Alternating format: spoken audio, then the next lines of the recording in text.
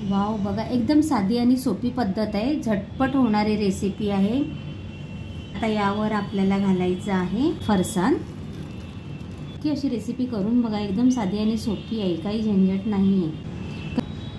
नमस्कार मंडळी, मी प्रमिला तेलंग, प्रमिलाज वर्ल्ड या माझ्या यूट्यूब चॅनलवरती मी तुमच्या सर्वांचे खूप खूप स्वागत करीत आहे। आज आपण करणार आहोत मटकीची मिसळ पाव करणार आहोत आपण आज। तर इथे बघा 250 ग्रॅम अशी मटकी घेतलेली आहे आणि मोड आलेली मटकी आहे। आता पहिले आपण सर्वात पहिले ही मटकी स्वच्छ साफ करून धुवून घेऊयात। मिसळ बनवण्यासाठी इथे बघा मी काय काय साहित्य घेतलेलं आहे। हे बघा, इथे मटकी स्वच्छ अशी धुवून घेतलेली आहे। मोठा असा टोमॅटो बारीक चिरून घेतलेला आहे। 2 बारीक कट करून हिरव्या मिरच्या घेतलेल्या आहेत। हिरवी मिरची तुम्हाला नको असेल तर तुम्ही स्किप करू शकता। मोठा असा आकाराचा कांदा इथे मी बारीक असा चिरून घेतलेला आहे। ती वाटी कोथिंबीर आहे, कढीपत्ता लागणार आहे, त्याचबरोबर हिंग पाहू शकता तुम्ही, इथे हिंग घेतलेला आहे, जिरे पावडर, आलं लसूण पेस्ट 1 चमचा, त्याचबरोबर इथे आपले सुके मसाले, हे घरगुती लाल तिखट आहे, काश्मीरी पावडर कलरसाठी, मोहरी, जिरं, गरम मसाला, धने पावडर आणि हळद।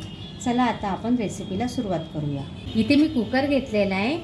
इथे असे ना मोठे 2 चमचे असं मी तेल घेतलेलं आहे। पहिला पाव चमचा मोहरी घालतोय, ते पाव चमचा जिरं, चिमूटभर हिंग, जिरं मोहरी चांगलं तडतडायला लागलं तर इथे कढीपत्त्याची पानं कशी टाकताना, हिरवी मिरची।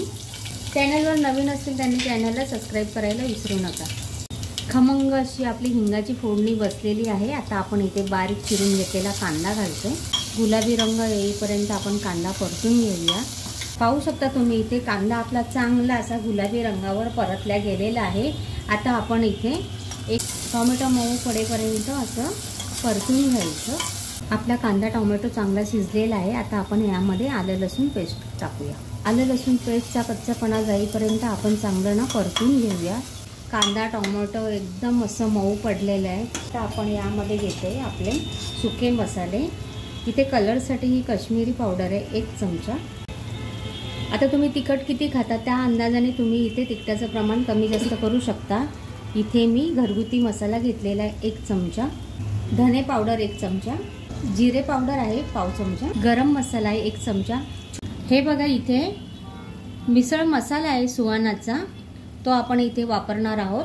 ते मिसळ मसाला आपण 1 चमचा घालतोय। हे बघा, मिसळ मसाला जरूर घाला, चव छान येते। इथे मी सुहानाचा घेतलेला आहे, तुम्ही एव्हरेस्टचा पण घेऊ शकता किंवा तुम्ही कांदा लसूण मसाला पण घेऊ शकता। ते जळू नये म्हणून इथे मी थोडं गरम पाणी घालते। हे बघा, अर्धी वाटी असं गरम पाणी घातलेलं आहे। आता हे मसाले चांगले असे परतून घ्यायचे। आता आपल्या मिसळला घट्टपणा यावा आणि तुम्हाला जर झटपट मिसळ बनवायची असेल आणि तुम्हाला वाटण वगैरे वाटायला वेळ नसेल तर तुम्ही इथे आता मिसळ आपल्याला म्हणजे करायची आहे झटपट आणि आपल्याकडे वाटण वाटायला वेळ नाही आहे, तर काय करायचं, त्यामध्ये बघा इथे बेसन पीठ आहे। हे बघा 1 चमचा असं बेसन पीठ घ्यायचं आणि मसाल्यांमध्ये असं मिक्स करायचं। म्हणजे कसं आपल्या मिसळला घट्टपणा पण येतो आणि चव पण छान येते आणि झटपट पण होतं। जरा 2 मिनिट आपण हे बेसन पीठ घातलंय ना, ते जरा चांगलं परतून घेऊया। आपले हे जे मसाले आहेत ना असं आवळून येण्यासाठी म्हणजे थिकनेस येण्यासाठी ना आपल्याला बेसन पिठाचा आपण इथे वापर केलेला आहे। मी 1 टेबलस्पून असं बेसन घेतलेलं आहे। आता तुम्ही मिसळचं प्रमाण जास्त असेल तर तुम्ही जास्त घेऊ शकता। हे बघा इथे पाहू शकता तुम्ही, छान असं आपला मसाले झालेले आहेत परतून। हे बघा, बघू शकता कसं घट्टपणा आलं नाही का। आता आपल्याला यामध्ये धुवून घेतलेली स्वच्छ अशी मटकी घालायची। हे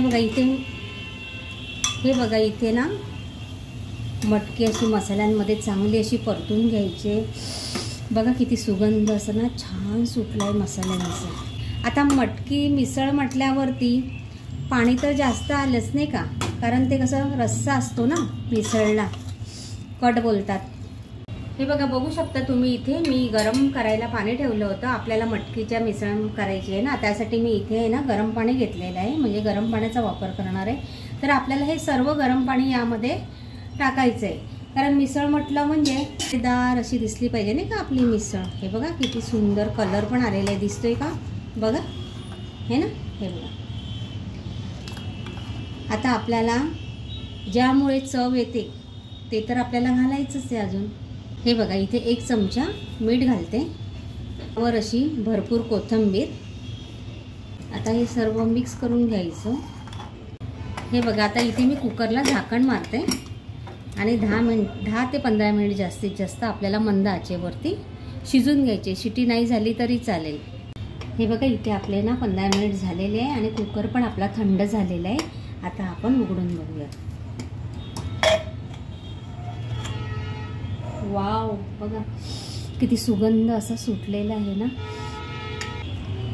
हे बघा, इथे छान बघा असं तरी पण आली आहे आणि सुंदर अशी आपली मटकी पण शिजलेली आहे आणि कट पण बघा किती छान आलेले आहे. बघू शकता तुम्ही.